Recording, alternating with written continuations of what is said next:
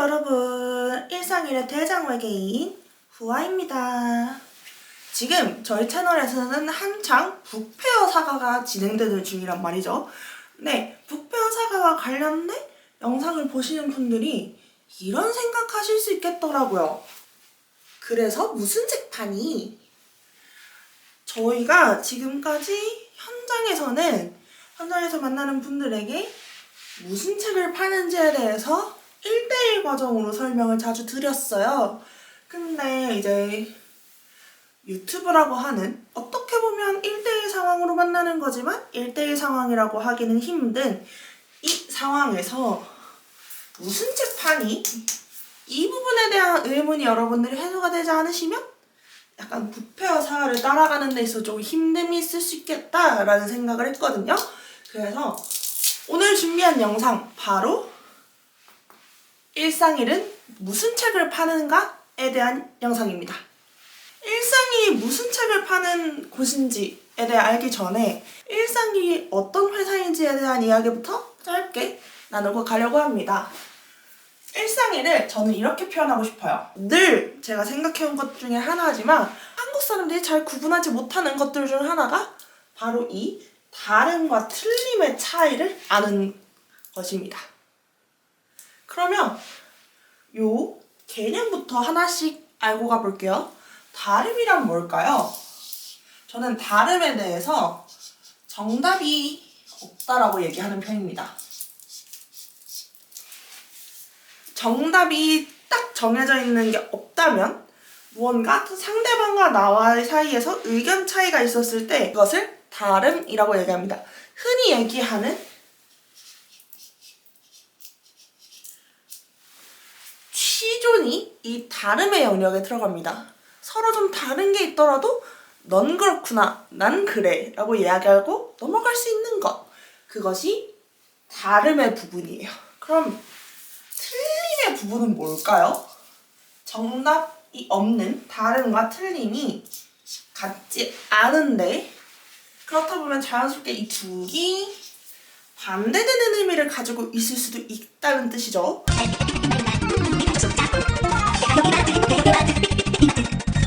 그래서 저는 틀림을 이렇게 설명합니다.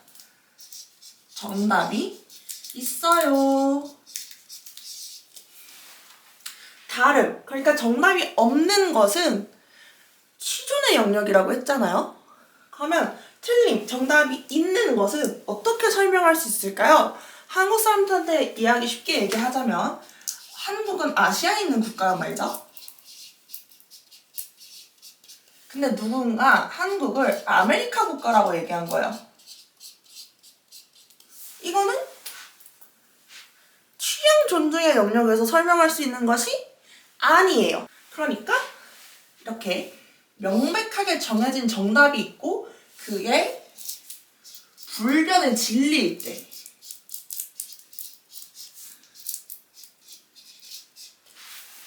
그럴 때 우리는 그것을 틀림이라고 이야기할 수 있는 겁니다. 일상일에서 만드는 책은 다름과 틀림을 헷갈리지 않기 위한 책을 위주로 만들고 있다. 이거를 처음에 저희 회사 소개하는 영상에서 말씀을 드렸어요. 실제로 저희가 만드는 가장 대표적 시리즈는 이거예요. 아차, 어차, 여차 하면 달라지는 단어들. 달라진다의 말을 다르게 바꿔보면 차이가 있다라고도 설명할 수 있거든요. 그러면 여기서 이야기하는 차이는 뭘까요?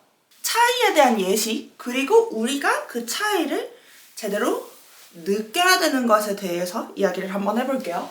이 코스염이 멋진 무스타파 씨가 있다고 합시다. 무스타파 씨는 외국인이에요. 외국인은 당연히 우리와 다른 곳에서 온 사람이기 때문에 다른 생각, 다른 행동 가지고 있을 수 있죠. 근데 한국인이 무스타파 씨를 처음 만났다고 생각합시다. 한국인이 무스타파 씨한테 인사했어요.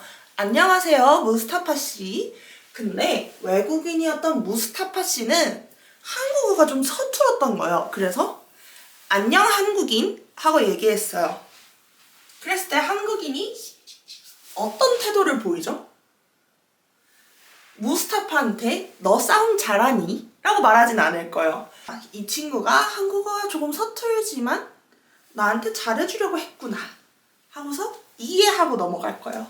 저는 이 무스타파와 한국인이 겪을 수 있는 모든 행동을 차이에 대한 이해라고 생각합니다.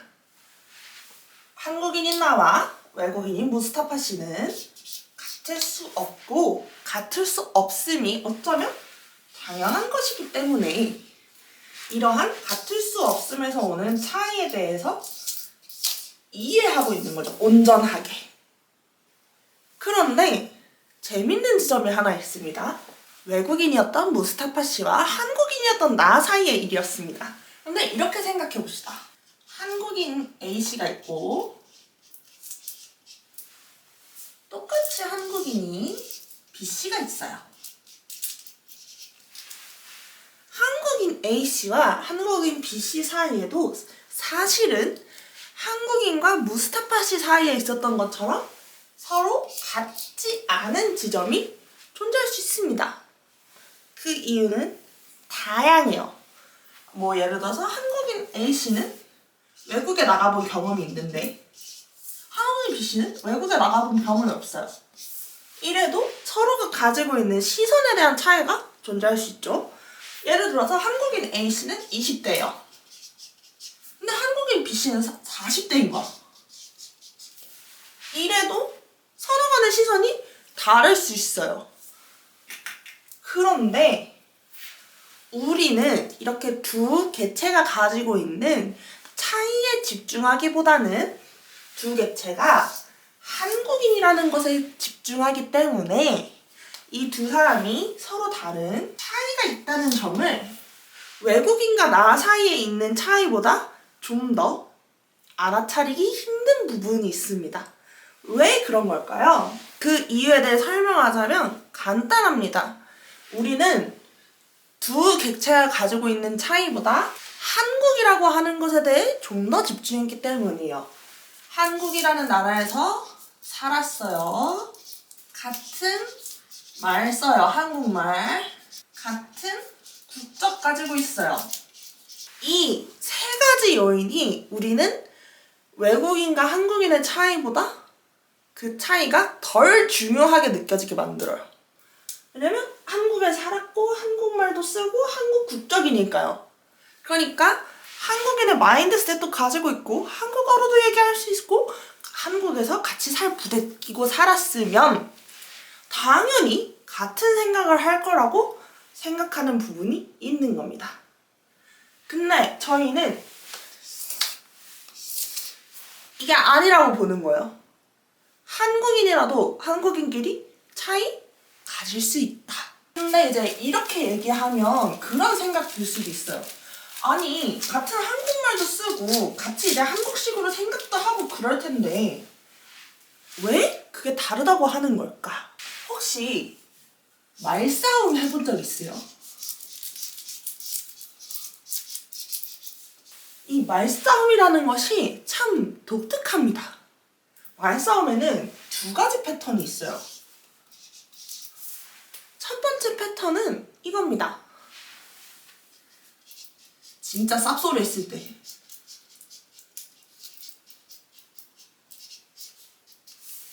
예를 들어서 한국인은 이럴 때 말싸움 자주 합니다.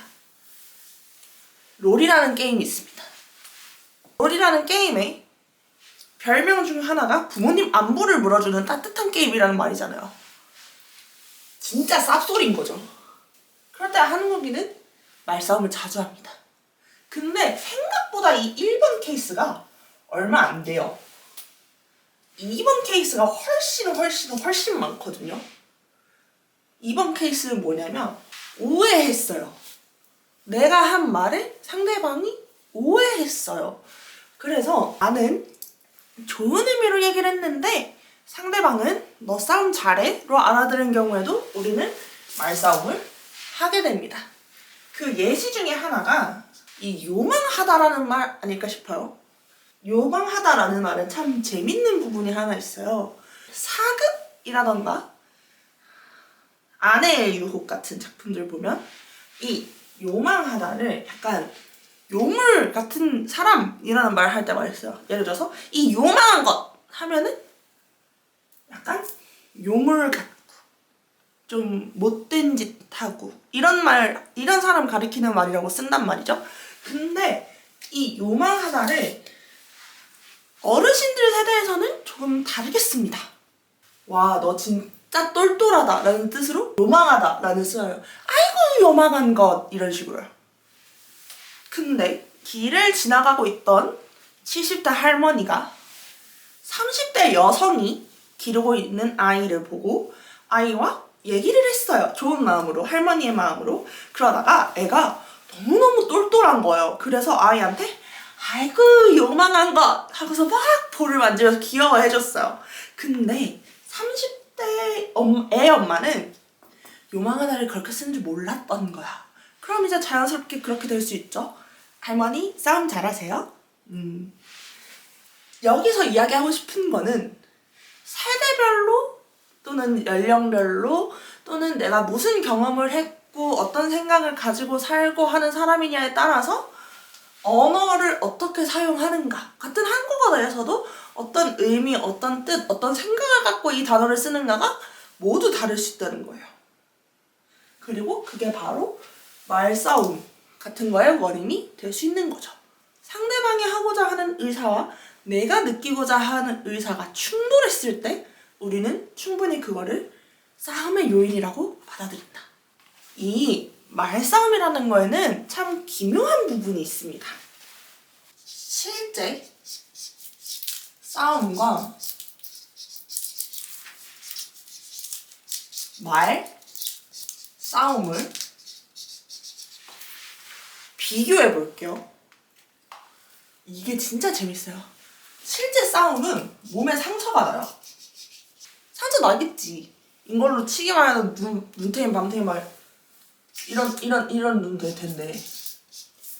이건 상해잖아.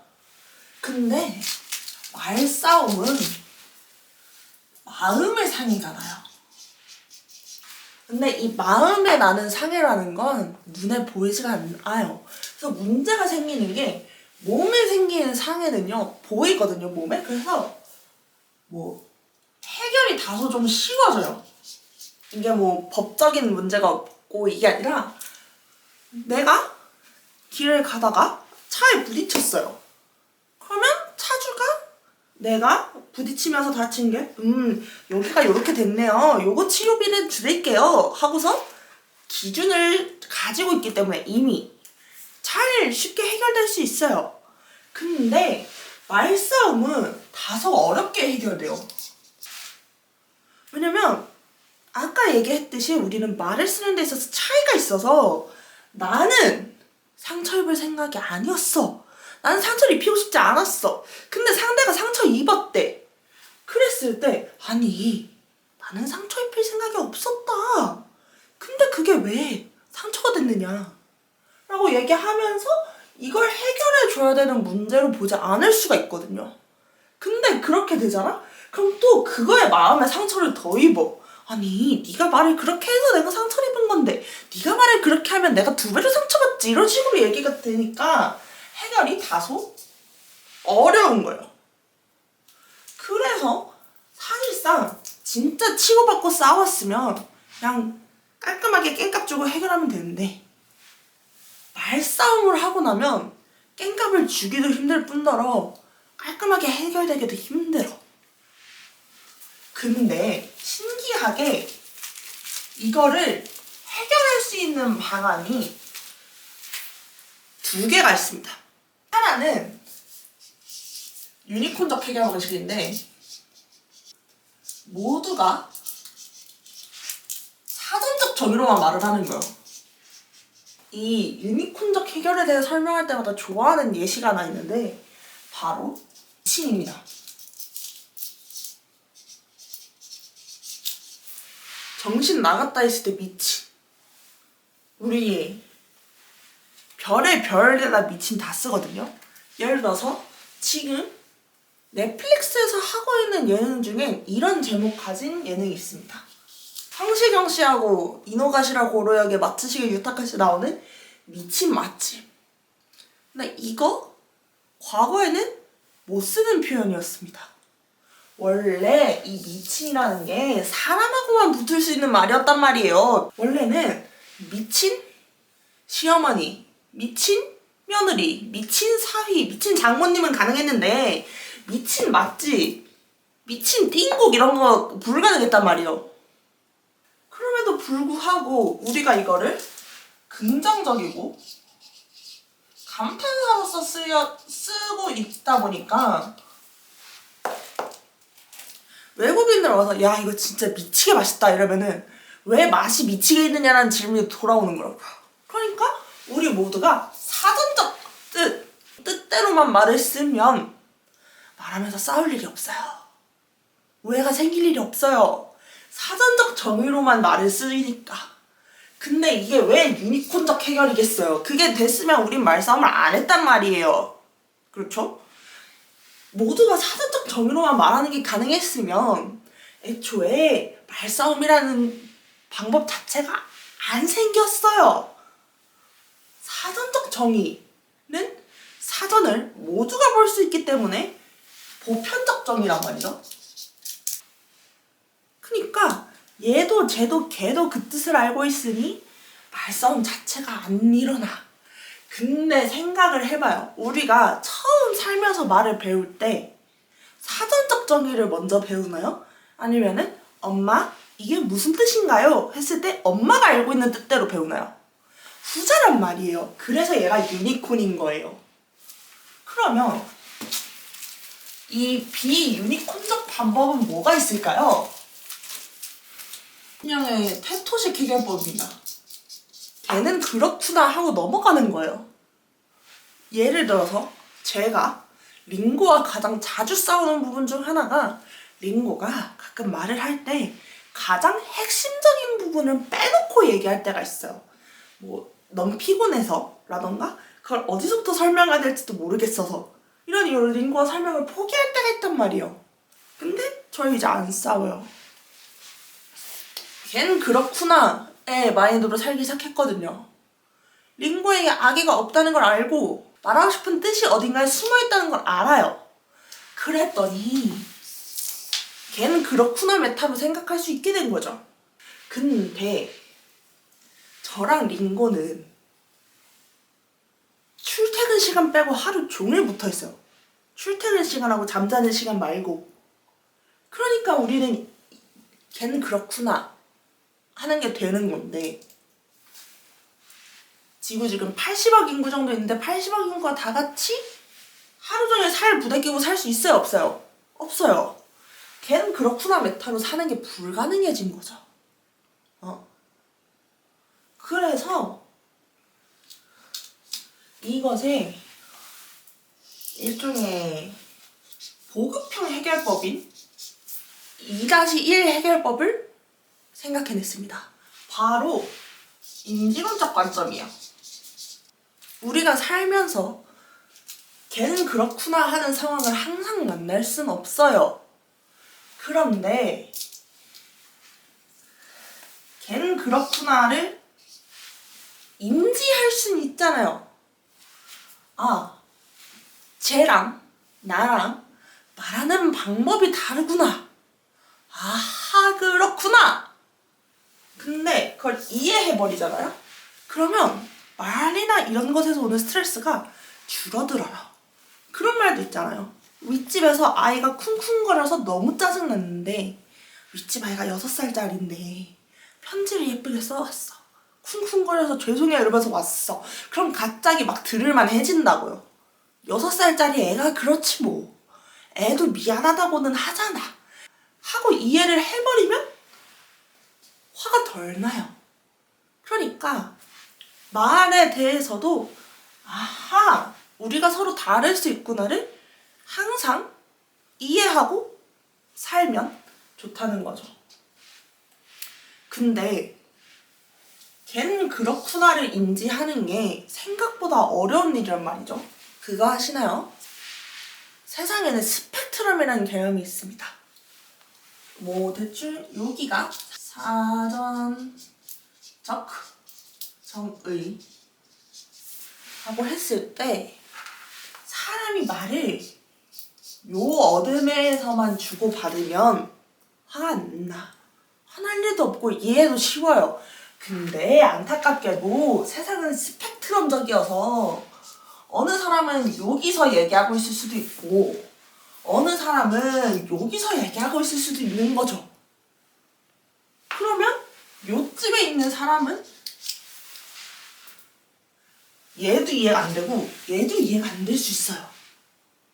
그래서 일상일에서 만든 책이 아차, 어차, 여차 하면 달라지는 단어들이었던 건데요. 아차, 어차, 여차 하면 달라지는 단어들에서는 책을 이런 식으로 만들어요. 주제 카테고리를 일단 잡거든요. 주제 카테고리를 일단 잡아놓고 작가 A, B, C, D가 돌아가면서 이 카테고리 안에 있는 단어를 골라요. 예를 들어서 가족에 대한 단어를 골랐다고 쳐요. 가족이라고 하는 단어가 근데 A는 완전 화목한 4인 가족에서 산 거예요. 근데 B는 편모 가정이었고 C는 조선 가정이었고 D는 뭐 부모님이 없었어요. 그러면 이 모든 사람들이 가족에 대한 단어에 대한 느낌이 다를 수 있단 말이죠. 이 부분을 에세이로 쓰게 해요. 그러면 이 단어에 대해서 내가 가지고 있는 정의를 에세이로 각자 써서 냈기 때문에 이 책을 읽은 사람은 알 수 있어요. 가족이라는 단어에는 이 정도의 카테고리가 실제 존재할 수 있는구나. 이 정도의 스펙트럼 차이가 존재할 수 있구나. 그러면 아하 그렇구나 하고 살아야지 하는 핵심적인 개념으로 이 책이 존재할 수 있는 거죠. 근데 지금까지 설명한 건 내가 남을 이해하기 위한 방법이에요. 근데 반대도 필요하단 말이에요. 남에게 내 말이 어떻게 들리는가에 대해서.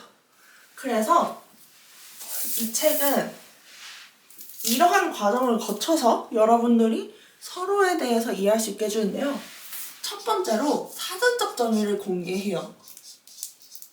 그리고 그 바로 뒤에 나에게 이 단어가 어떤 뜻인지를 쓰게 해요. 한 줄, 두 줄 정도? 그 다음에 같은 주제로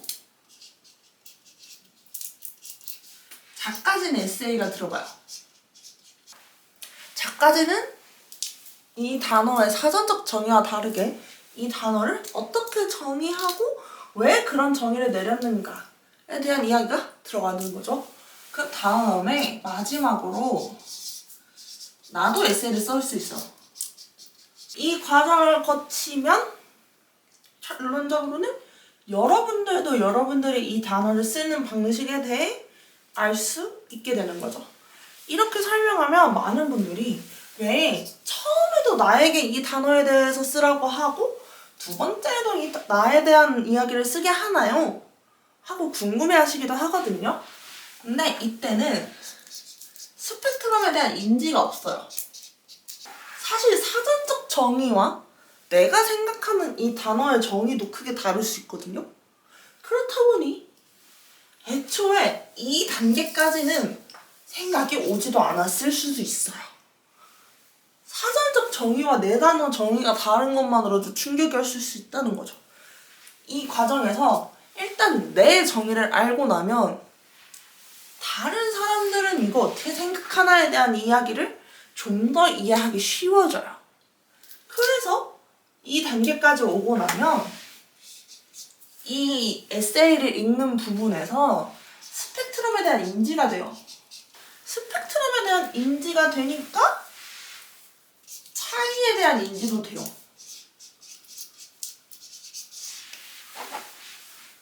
스펙트럼과 차이에 대해 인지가 끝나고 나면 당연히 나도 이거에 대해서 생각이 바뀌고 할 말도 생긴단 말이에요. 그래서 마지막으로 나도 써보면서 이 책은 완결되는 거죠. 사실 이 과정은 개인이 혼자 알아서 이 차이를 인지하고 시험하고 당신을 이해합니다라고 하기에는 어려운 부분이 있어요. 그래서 저희는 아차, 어차, 여차 하면 달라지는 단어들 이라는 책을 만들었고 그 책으로 지금 북페어를 다니고 있는 것입니다. 이 다음 북페어에도 이 책은 존재할 거예요. 근데 이 책만 존재할지 이 책과 다른 책을 또 넣을지는 아직 결정을 못한 상태인데요. 어쨌든 이게 저희 출판사의 효자 시리즈이자 가장 핵심적인 시리즈인 아차, 어차, 여차 하면 달라지는 단어들이라는 책이고 여러분들이 타인과의 차이와 이해를 쉽게 해주는 책이기 때문에 저희가 이 책을 가장 대표작이라고 이야기하고 다니는 거고 여러분들에게 가장 많이 내보이고 있는 책인 겁니다. 만약에 이 책에 대한 흥미가 생기셨다면 아래에 링크 달아놓을 테니까 읽어보시고 블로그에 후기 같은 것도 써주십시오. 저희가 가끔 돌아다니면서 읽거든요.